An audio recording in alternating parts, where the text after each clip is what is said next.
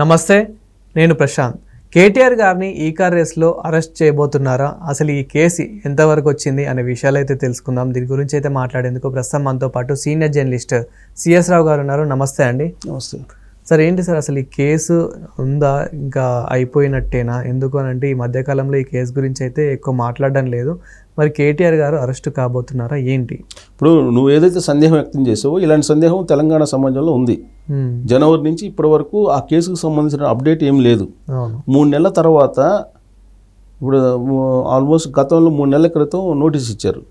Notice ఇచ్చి విచారణకు పిలిచి ఆయన అరెస్ట్ అని చెప్పి ఏ క్షణమైనా అరెస్ట్ అయ్యే అవకాశం ఉందని చెప్పి న్యూస్ వచ్చింది. కేటీఆర్ గారు ఇంటి చుట్టూరు పోలీసులు మోహరించి ఉన్నారు, ఏ క్షణమైనా అర్ధరాత్రి ఆయన అరెస్ట్ చేసి తీసుకెళ్లే అవకాశం ఉందని చెప్పి న్యూస్ కూడా విన్నాం. సీన్ కట్ చేస్తే 3 నెలలు అయిపోయింది, ఏం లేదు. అసలు ఈ కేసు ఉన్నట్ట లేనట్ట అనే సందేహం నీకు ఏదైతే వచ్చిందో అలాగే తెలంగాణ సమాజంలో కూడా చాలామందికి ఉంది.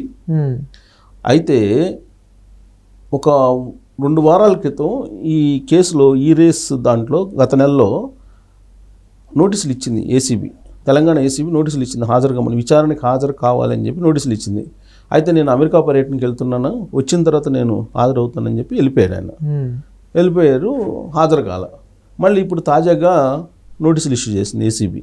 16వ తారీఖున ఉదయం 10 గంటలకు అటెండ్ కమ్మని చెప్పి విచారణకి ఇప్పుడు తాజాగా ఇచ్చింది నోటీసు. అంటే సీరియస్గా ఉన్నట్ట లేనట్ట అనేది మనం విశ్లేషణ చేసుకుంటే, ఇప్పుడు ఆయన అమెరికా వెళ్ళి వచ్చిన తర్వాత విచారణకు హాజరు కమ్ముంది అని అంటే ఈసారి కూడా ఆయన అరెస్ట్ చేయకుండా విచారించేసి విడుదల చేస్తే ఇది పొలిటికల్ గేమ్ అనేది ప్రజలకి అర్థమైపోతుంది. ఇప్పటికే పొలిటికల్ గేము, వీళ్ళు అరెస్ట్ చేసేది లేదు, ఏం లేదు అని అంటున్నారు. ప్లస్ ఆయన ఏమంటున్నాడు, మీ చేతనైతే అరెస్ట్ చేసుకోండి అని అంటున్నాడు. మీ చేతనైతే అరెస్ట్ చేసుకోండి, నేను సిద్ధమే అని అంటున్నారు.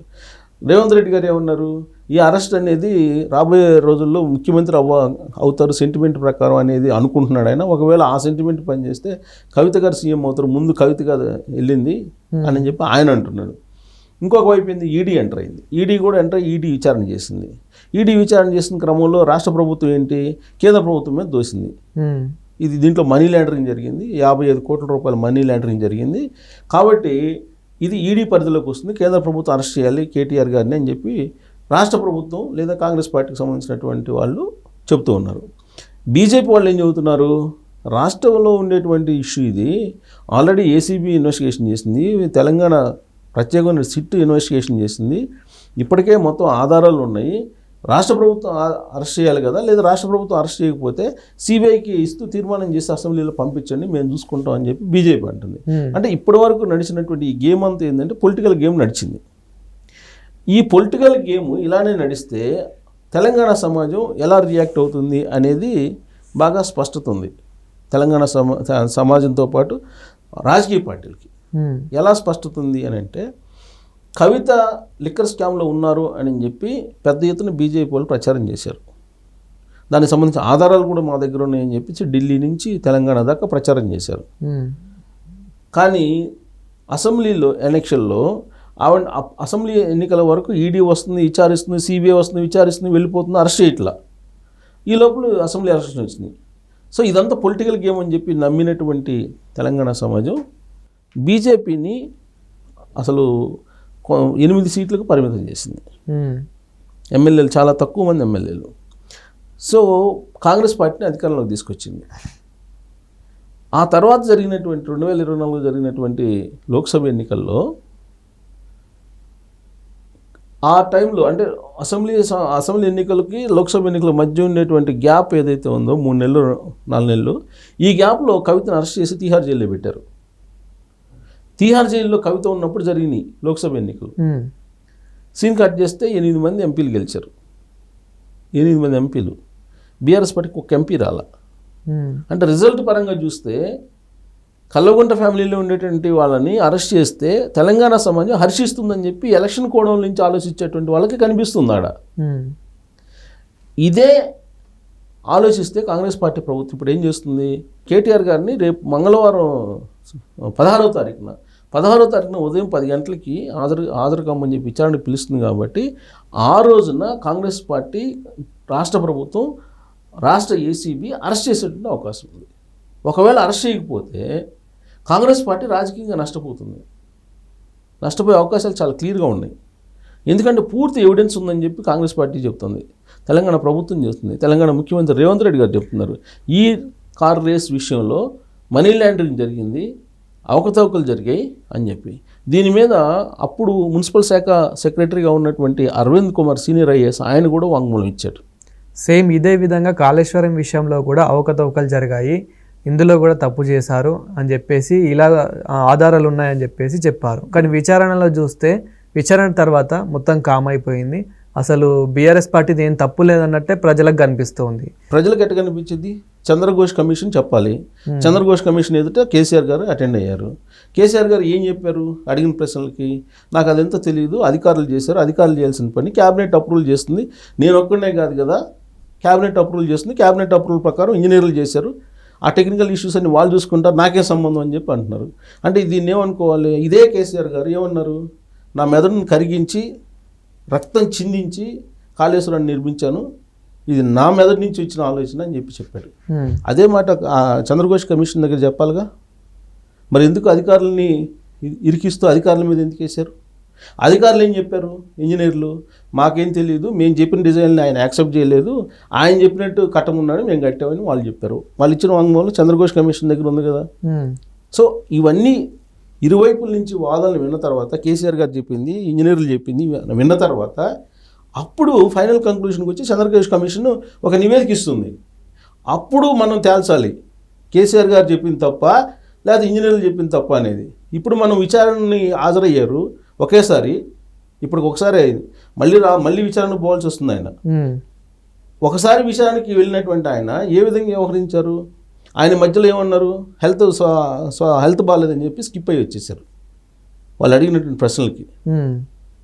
ఇప్పుడు బయటేమో ఆన్ రికార్డ్ ఒకటి చెప్తున్నారు టీవీల్లో, నా మెదడును కరిగించాను, చెమటకి చిందించి నేను కట్టించాను కాళేశ్వరం అని చెప్పి. అదే మాట చెప్పొచ్చు కదా అక్కడ చంద్రఘోష్ కమిషన్ దగ్గర. చెప్పలేదు కదా.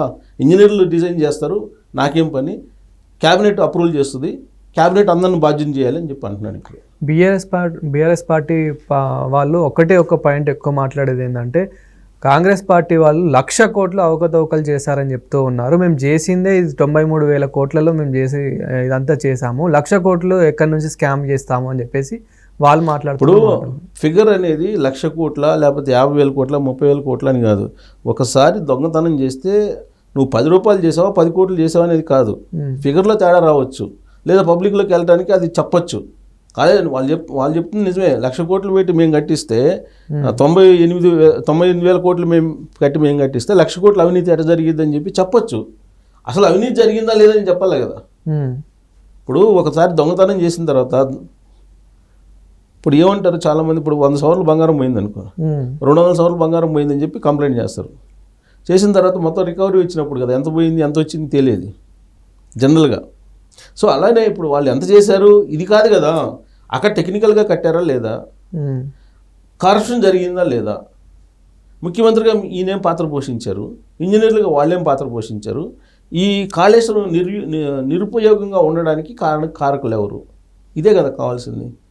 ఒక 10 కోట్లు లేకపోతే 20 కోట్లు లేకపోతే 50 కోట్లు కొంచెం అటు ఇటు కావచ్చు. దొంగతనం అనేది దొంగతనమేగా, అవినీతి అనేది అవినీతిగా, అక్రమం అనేది అక్రమమేగా, అంతే కదా. సో అదేంటో తెలుస్తారు. ఇప్పుడు ఇక్కడ అదేదో ఒక మాట చెప్పేసి ఇక్కడ ఏం జరగలేదు అనేటువంటిది కరెక్ట్ కాదు కదా. వాళ్ళు ఏమంటున్నారు, ఏదో 2-3 పిల్లర్లు పోతే మొత్తం కాళేశ్వరం కొట్టుకొని పోయిందని చెప్పి అన్నట్టుగా వీళ్ళు చెప్తున్నారని. మరి అంతే బాగుంటే సెంట్రల్ వాటర్ కమిషన్ వచ్చేసి వాళ్ళు నీళ్ళు నింపుకోండి అని చెప్పి ఆర్డర్ ఇవ్వచ్చుగా, ఎందుకు ఇవ్వట్లే వాళ్ళు? సింపుల్. అలాగే ఇప్పుడు కేటీఆర్ గారు కూడా నేను ఆ 55 కోట్లు నేను పంపించలేదు, అది అఫీషియల్గానే పంపించాను, అందరికీ తెలిసింది. అసలు ఆ 55 కోట్లు ఎక్కడికి పోయి వాళ్ళకి చేరిందని వాళ్ళు చెబుతున్నారు కదా. ఆ 55 కోట్లు ఉన్నాయి కదా, నేను ఎక్కడ తీసుకున్నాను ఒక పైసా కూడా అని చెప్పి ఆయన అంటున్నారు. కానీ ఇక్కడ ఏంటి, నువ్వు చట్ట ప్రకారం పంపించావా లేదా అంటే, దొరికితే ఓకే, దొరకకపోతే లేదా, నువ్వు చట్ట ప్రకారం పంపించావా లేదా. నేను మంగిలి ఉంది, మంగిలి ఏం చెప్తుంది, నాకు తెలీదు, బర్త్డే ఫంక్షన్కి పర్మిషన్ ఒక ఫంక్షన్ చేసుకోవడానికి నాకు తెలియజేశాను గంజాయి డ్రగ్స్ అని చెప్పి. అది కాదు కదా, తెలియజేస్తే అంటే చట్టం కోర్టులో చెప్పుకోవాలి నాకు తెలియజేశానని. కోర్టు దాన్ని విశ్వసిస్తే దాన్ని తగిన శిక్ష చేస్తారు. అలా అని చెప్పేసి నువ్వు కేసు బుక్ చేయకపోతే తెలియజేశానని చెప్తే నేను దొంగతనం చేసేసి ఆ రోజున్న పరిస్థితి నాకు మానసిక పరిస్థితి బాగాలేదు నేను దొంగతనం చేశానంటే సరిపోతుందా? లేదు ఒక రేప్ చేసేసి ఆ రోజు నాకు మంచి మూడ్ వచ్చేసింది రేప్ చేసేసాను అని చెప్తే ఒప్పుకుంటుందా చట్టం? చట్టాలు ఒప్పుకోవాలా? సో కాబట్టి చట్టమే, చట్టానికి ఎవరైనా కట్టుబడి ఉండాల్సిందే. తప్పు చేసిన తర్వాత నాకు తెలియజేశానని అంటే అది కోర్టులో చెప్పు. కోర్టు చెప్తే కోర్టు కనుక అంగీకరిస్తే అప్పుడు నువ్వు నిర్దోషిగా బయట రావచ్చు. అలానే చంద్రఘోష్ కమిషన్ కూడా అంతే, ఇరుపక్షాల వాదనలు వింటుంది, ఫైనల్గా ఏం నివేదిక ఇస్తుంది. అప్పటి వరకు ఎవరికి నేను క్లీన్ చిట్ అంటారు, వాళ్ళు క్లీన్ చిట్ అంటారు, ఇది మామూలే. అలాగే ఇప్పుడు ఈ రేస్ కార్కి సంబంధించి నోటీసులు ఇచ్చారు. ఆయన అరెస్ట్ చేస్తారా లేదా అని అంటే ఈసారి రాష్ట్ర ప్రభుత్వం అరెస్ట్ చేయకపోతే భారీగా నష్టపోతుంది రాజకీయంగా అనేటువంటిది ఆల్రెడీ ఒక ఒపీనియన్కి కాంగ్రెస్ పార్టీ వచ్చింది అని తెలుస్తుంది. కాబట్టి కేటీఆర్ని అరెస్ట్ చేయడానికి ఎక్కువ ఛాన్సెస్ ఉన్నాయి అనేది కాంగ్రెస్ పార్టీ వర్గాల్లో జరుగుతున్నట్టు సీరియస్ చర్చ. ఎందుకంటే ఇంతకాలం పాటు డ్రాగన్ చేసి నష్టపోతుంది. అసలు దమ్ము లేదని అంటున్నాడు కదా, అరెస్ట్ చేసే దమ్ము లేదంటున్నాడు కేటీఆర్ గారు కాంగ్రెస్ పార్టీని. తెలంగాణ సమాజం కూడా నిజమే కదా, ఏం లేకుండా బదనాం చేశారని ఫీల్ అవుతుంది కదా. అలాంటి అవకాశం కాంగ్రెస్ పార్టీకి ఇస్తే రాజకీయంగా నష్టపోతుంది. ఒకటి. రెండు, నిన్నగాక మొన్న ఆయనే ఉన్నారు చంద్రఘోష్ కమిషన్ ఎదుట కేసీఆర్ గారు అటెండ్ అయ్యే సందర్భంగా కేటీఆర్ గారు ఎలాంటి కామెంట్ చేశారు? నువ్వు కాదు, నీ గురువు కాదు, నీ జయజమ్మ అని కూడా నేను తరివేసామని చెప్తున్నారు. అదే చెప్పు, చంద్రఘోష్ కమిషన్ ఎదుట నువ్వేది నన్ను విచారణ చేసేది, నిన్ను నీ జయజమ్మని కూడా తరివేస్తామని చెప్పండి. అట్లా కాదు కదా. ఇప్పుడు మైకుల ముందు ఏం మాట్లాడారో అదే మాట్లాడారు కదా అక్కడ కూడా. ఇప్పుడు నిన్ను నీ జయజమ్మని తరిం కొట్టావు ఇక్కడి నుంచి అని చెబుతున్నారు. తరిం కొట్టడం అధికారం ఎవరు ఇచ్చారు? ఎవరన్నా అధికారం? ఒకరికొకరు తరిం కొట్టే అధికారం భారత రాజ్యాంగంలో ఉందా? లేదు కదా. మరి ఎలా అంటారు ఇలాంటివన్నీ? అంటే రాబోయే రోజుల్లో ఒక ఎలక్షన్ కోసం ఇప్పటి నుంచే ప్రిపేర్ అవుతున్నారు. రాజకీయపరమైనటువంటి కోణం అదంతా. సో రాజకీయ కోణం వేరు, విచారణ వేరు, జడ్జిమెంట్ వేరు. కాబట్టి ఏసీబీ విచారణకు పిలుస్తుంది. ఆల్రెడీ ఇప్పటికే అరవింద్ కుమార్ సెక్రటరీని విచారించారు. బిఎల్ఎన్ రెడ్డి గ్రేటర్ హైదరాబాద్కు సంబంధించినటువంటి అతన్ని విచారించారు. ఫండింగ్ ఎక్కడి నుంచి ఎక్కడికి వచ్చింది అనేది, ఇది ఆన్ పేపర్ చట్ట ప్రకారం వచ్చిందా లేదా అనేది ఇంపార్టెంట్. ఆ నెక్స్ట్ జన్ పాత్ర ఏంటి దీంట్లో, ఆ కంపెనీ పాత్ర ఏంటి, ఇవన్నీ చట్ట ప్రకారం జరిగినాయా లేదా అనేది. గవర్నమెంట్లో ఉన్నప్పుడు మన సొంతగా జేబులో నుంచి తీసి ఇచ్చినట్టు తీయడానికి లేదండి. ఫైల్ మూమెంట్ ఉంటుంది. దాదాపు ఒక 10 చేతులు మారుతుంది ఫైలు, 10 నుంచి 15 మంది చేతులు మారుతుంది. ఇన్ని చెక్కింగ్స్ ఉంటాయి. పెన్సిల్ కొనాలన్నా బిల్లు అవుతుంది. కాబట్టి ఆ 55 కోట్లు ఎక్కడికి పోలేదు, నేను మా తెలిసిన వాళ్ళకి ఇచ్చాను, వాళ్ళు వచ్చి ఇక్కడ ఫంక్షన్ చేస్తారని, చేయకపోతే కదా చేశారు కదా, కాదు, ఇది నడవదు. సో కాబట్టి ఏసీబీ ఎదుట హాజరు కావాల్సిందే, ఏసీబీకి సమాధానం చెప్పాల్సిందే. అది సాటిస్ఫై కాకపోతే అరెస్ట్ చేసే అవకాశాలు పుష్కలంగా ఉన్నాయి రాజకీయ కోణం నుంచి చూసినా.